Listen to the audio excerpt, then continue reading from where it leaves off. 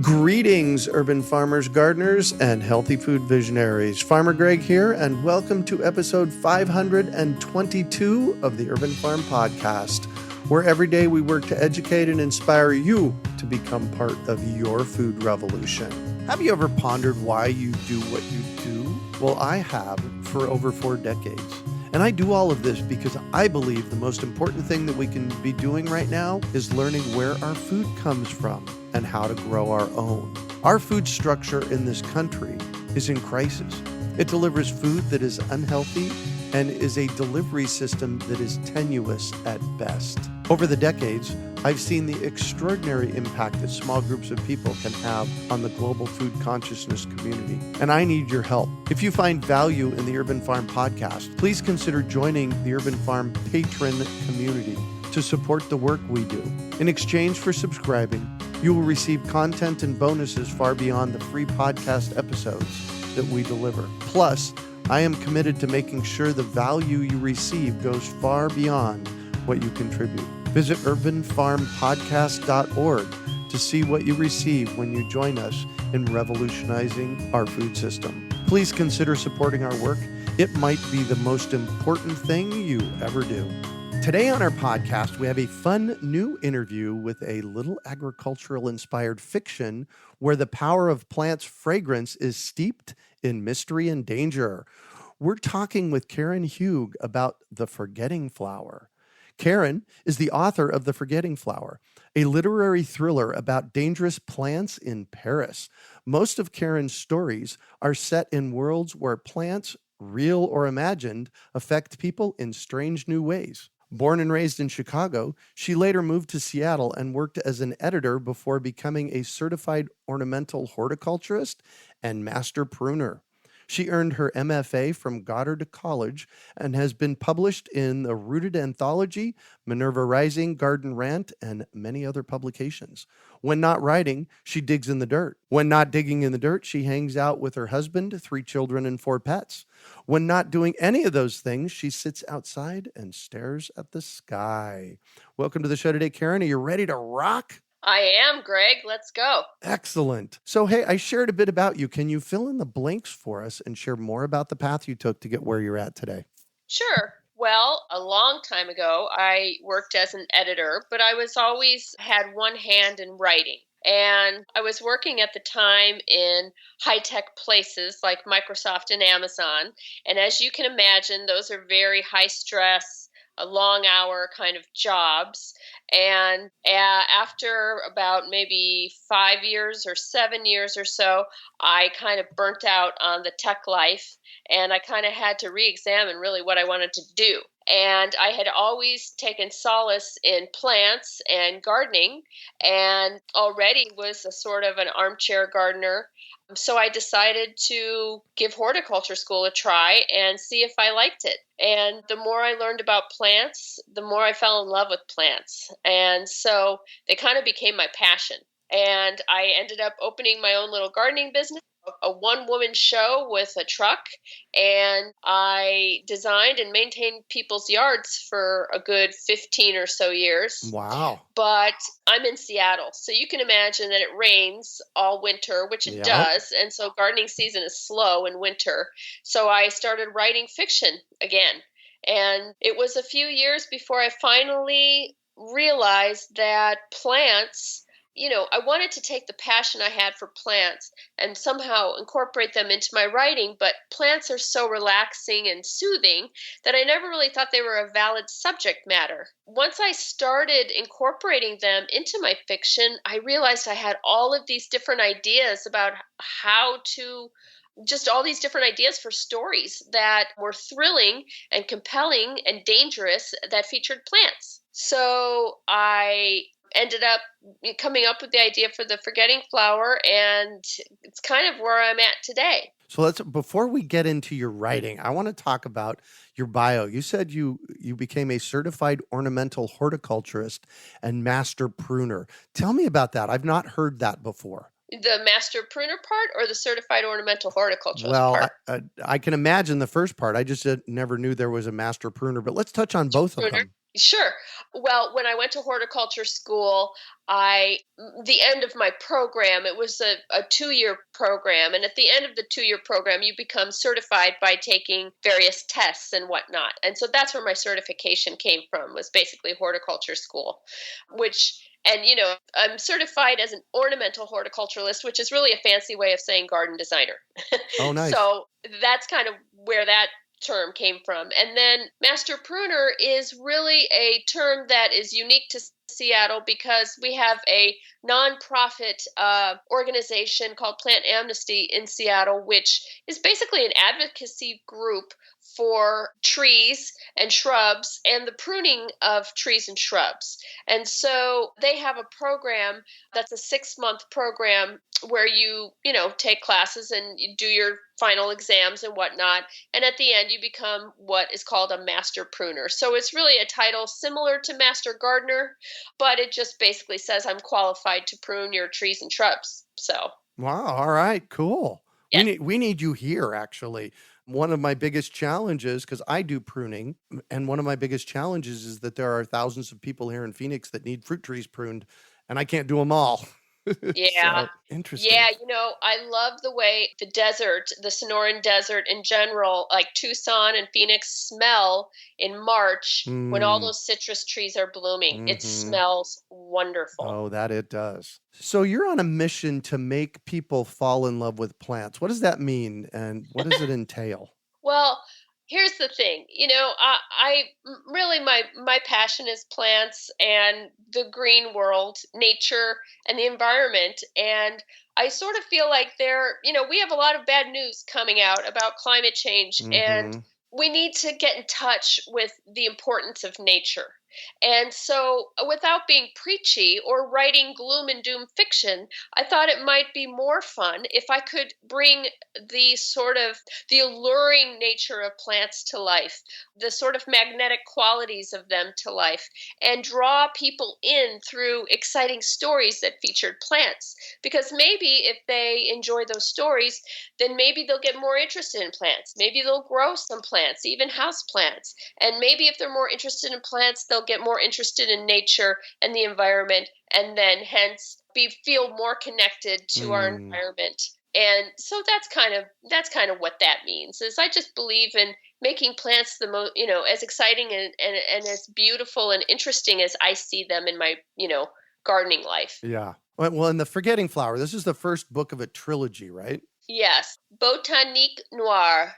So tell me a little bit about the trilogy before we dive into the first book. Right. So the trilogy is 3 books, all set in Paris, that feature a botanic anomaly. So the first book is about a plant, a flower that can make you forget a memory. The second book is about a white apple that's medicinal, that can boost your immune system and have healing powers. And the third is about nuts that come off the rootlets of trees that can enhance possibly fertility. So there are all of these speculative plants that I started thinking about what plants don't exist but would be cool if they did. Right. And so these are the plants that I came up with, and the stories just sort of flowed outward from there. So where on earth did you come up with this idea at? Well, as you probably know, when you're gardening, you have a lot of time to think. Yeah. And so, one of the things I did as a professional gardener was I often consulted clients about fragrant plants. And so I would tell them, well, plant this for sort of a spicy scent, plant this for a woody scent, this for a sweet scent, or a peanut butter scent. There's all kinds of, citrus scents, of course.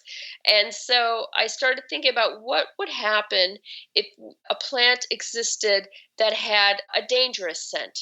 So not really a foul scent, like the corpse plant or something, but a dangerous scent that would be maybe, dangerous to actually inhale. And so once I started thinking about that, I started thinking about, well, where would that exist? Would it be a created plant? Like, would it be hybridized? Mm-hmm. Or would it be just, a sport of another plant? Or would it occur, as a natural variation in nature? And so as I started asking myself those questions, I started answering them with the most logical sort of answer I could come up with. And that just sort of led me to think about a woman who might have the plant and where she would keep it. And she would have to keep it obviously in someplace secure. And so in the book, she keeps it in a nook, a secret nook in the back of her plant shop. But the problem is, in the beginning of the book, someone has gotten into that nook and used the plant. And now that person is dead. Oh, So, interesting. yes. And you used a hybrid of the African violet and Yes. so a hybrid of the African violet and a mystery plant. Why the African violet? Well, I had, I guess you could say, or have a mild obsession with African violets. And so I would collect them and collect, variegated ones in different colors and whatnot. And I noticed in my older African violets, the way they grow, because they're really not woody plants, they grow in this sort of zigzaggy way that looks really kind of neat. And I started thinking about, well, what would happen if an African violet was crossed with a woody plant? And what if it actually did grow up into a shrub? What would that look like? And how would it reproduce? Because African violets mostly are asexual, and so they, Yep. just throw off pups. But what if it had a scent that would, where it wanted to attract a pollinator? And so as I started thinking about that, I created what I call in the book the violet smoke, which is the plant that the main character takes Mhm. care of. So did I just hear you say that the main character is this plant of the book? Well, the main character takes care of. So Ah, the main character's name is Renya, and she is a plant shop manager. And she has inherited this plant from her sister. And she's not, at the beginning of the book, she's not speaking to her sister, and you don't know why. But it might have to do with the plant. interesting. And you chose Paris rather than a small town because Oh, well, when I was in high tech life, I actually worked in Paris for about a summer and then some, and I fell in love with that city. I mean, I had always mm, sort of loved Paris, but mhm. when I actually got a chance to live and work there, it became just a regular city to me, and I still loved it despite all its flaws.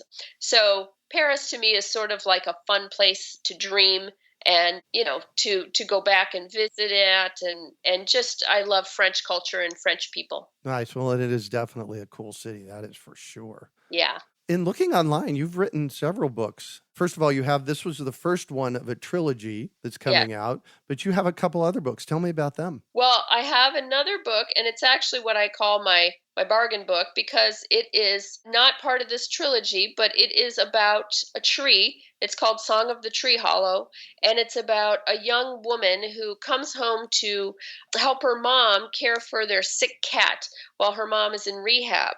And the cat dies and actually is revived by the vet. But after the cat's revived by the vet, it keeps running down into the backyard ravine and wants to go to this one tree. And the young woman who takes care of her cat, her name is Vero. She realizes that when she touches the tree, she hears a hum from the tree, and she can't figure out why. And so the mystery of the book is, why is the tree humming? What is it trying to tell her? Mm, hence Song of the Hollow Tree. Yes, exactly. Wow. And then the mystery of the book, the story of the book, is basically an uncovering of the secrets of her family and what has happened at that house and on that property. Interesting. You really have gotten into writing about horticulture. Thanks. I Yeah. try. Yeah, that's cool. And then the third book that's available I see online is The third book, oh, Harvesting the Sky, that is a follow up. That's actually forthcoming, so it's not out yet. ah, But that is the second book in the Botanique Noire trilogy, and that focuses on a botanist named Andre who appears in The Forgetting Flower, and it's about his story of going to Kazakhstan, where you may know the first apple trees. Scientists think that the first apple trees developed in Kazakhstan. And there are huge forests of apple trees everywhere in Kazakhstan. And so there's many, many different varieties. So among all of these varieties, he finds this white medicinal apple that can really boost the immune system. And so it's about him bringing a sapling back and grafting other trees and trying to grow the medicinal apple trees, but a mysterious stranger keeps vandalizing his greenhouse and he can't figure out why. Oh, interesting. You have fun with this, don't you? Yeah, it is kind of fun. Oh, cool. In all of this, you've become a gardener. Tell me about your garden space. Well, I am blessed because about, let's see now, maybe 8 years ago, my husband and I moved out of the city of Seattle to a suburb just north of Seattle. And we bought an old house on a long, kind of narrow property. So I garden on 1.3 acres. Oh, nice. Yeah, it's really cool. But the thing is, what's even cooler actually is the front is a clump of woods, and then the far back is a ravine and a clump of woods. Ooh. So I don't have to take care of 1.3 acres. Right. So the main sort of space in between those two clumps of woods are the house and a long backyard that's cultivated. So in that cultivated space, I have sort of a long island bed that is what I call my butterfly, bee, and bird garden, because I have a lot of plants to attract those birds and insects and whatnot. And then I have a shady sort of oak garden that has drier conditions. And then I have some sort of woodland border gardens on the edges of the forest parts of the property.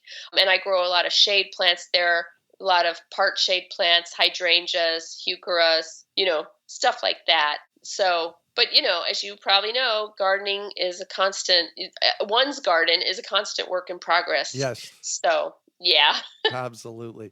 Well, so I just, you said it. I'm going to repeat it back to you because I think it would make a good topic for a book or title for a book. You said butterfly, bee, and bird garden. Mm-hmm. There's something there. Mm-hmm. It's a nice alliteration, and you could dig in there. That would be a nice piece of fiction. Yeah, you're right. You're right. I'll have to think on that. Just a thought. Well, I'm going to shift on you, and I'd like for you to talk about a time you failed, how you overcame that failure, and what you learned from it. Well, gosh, I mean, I could see this from a gardening perspective, or I could see it from a writing perspective. And I'll tell you what, from a writing perspective, there's way more failure in my background because I would say the hardest thing about publishing a book is getting someone to read the book and connect with it. Yeah. So shortly before I got my book contract, I had an agent read it and criticize. She was interested in it and she read the whole thing, but she was very critical of it. And I had said, well, I was going to revise it. Do you want to see it again? She's like, no, I don't think so. And from all the things that she said, it was very clear that she didn't think I had any talent or didn't think I was very interesting or well at all. So I ended up feeling kind of rotten about that. And that was at a point where I just felt like, gee, I don't know what to do to make this book better.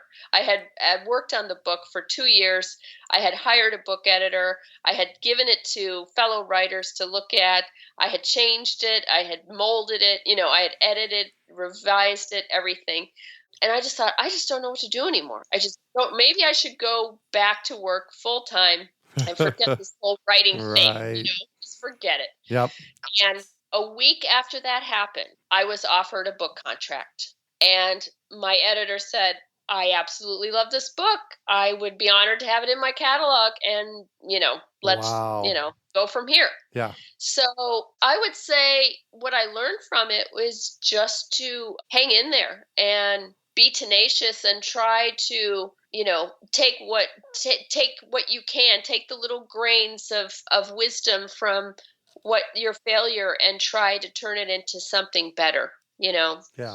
Because you never know what the future holds. Right. So excellent. And what do you consider your biggest success? Well, what do I consider my biggest success? That's really interesting. I guess just publishing my book and being able to share this vision that I'm talking with you about with the world. That's an honor to me. And it's an honor that people would actually read my stories and have my characters live in their heads and have opinions about them. And people really get into it. And so that is such a blessing and an honor. So I guess I would say my greatest success is publishing this book and being able to share my excitement about plants with readers. Yeah. Well, and I love that you're doing this because it connects people back to plants and then nature. So good on you for that. Oh, thanks. And what drives you? That's a really good question, especially in the dark of winter.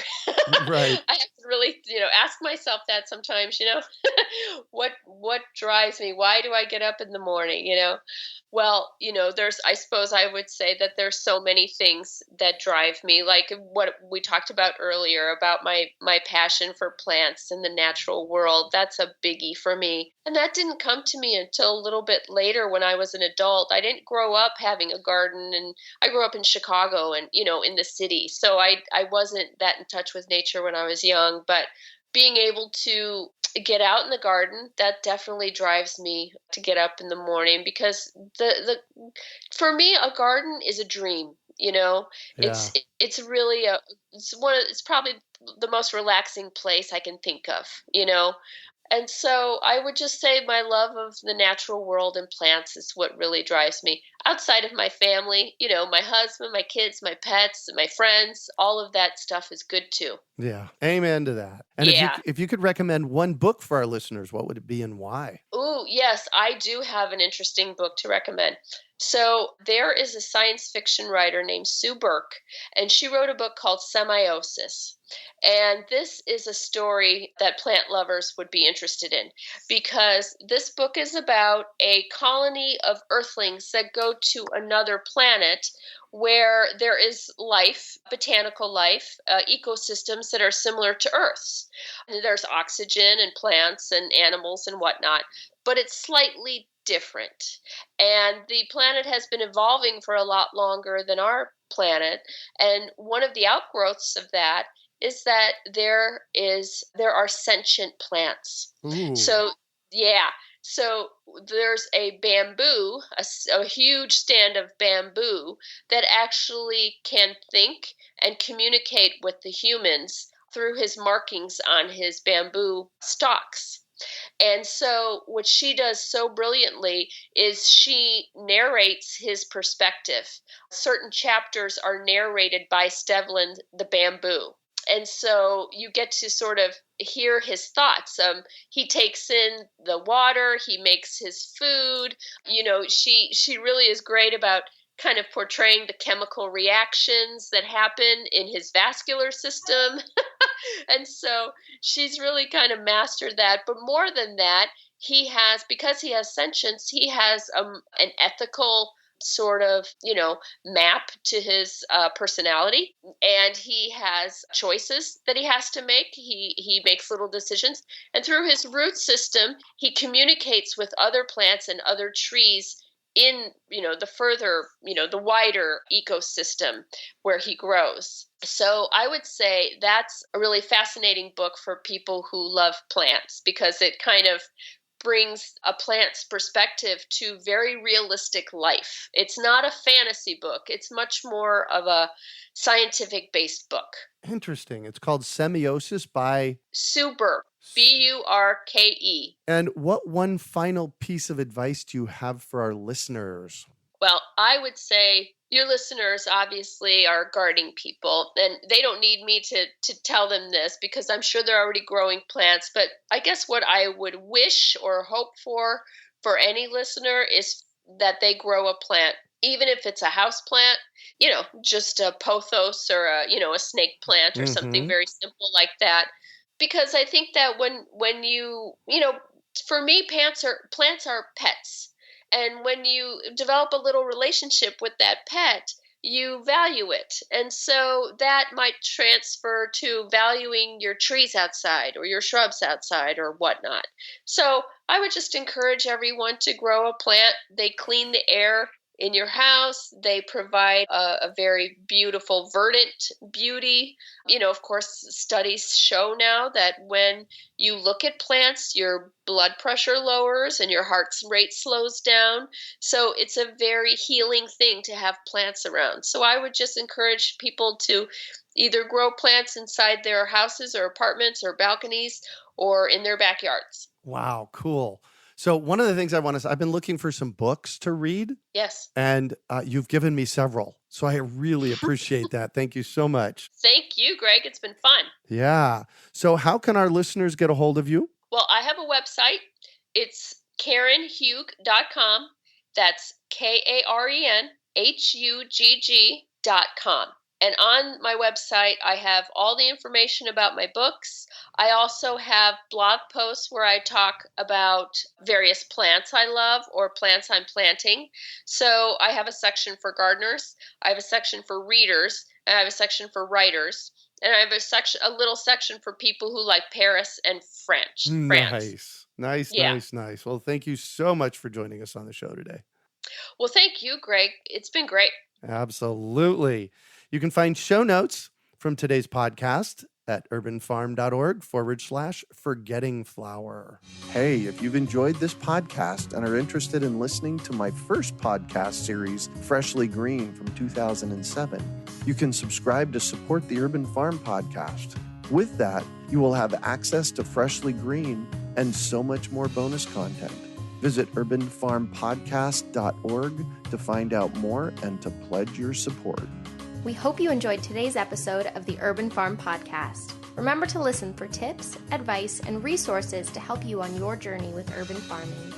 You can find us on the web at urbanfarm.org or send us an email to podcast@urbanfarm.org. In the words of Vincent van Gogh, great things are done by a series of small things brought together. Be encouraged that with each lesson learned and skill developed, you are one step closer in the direction of your dreams.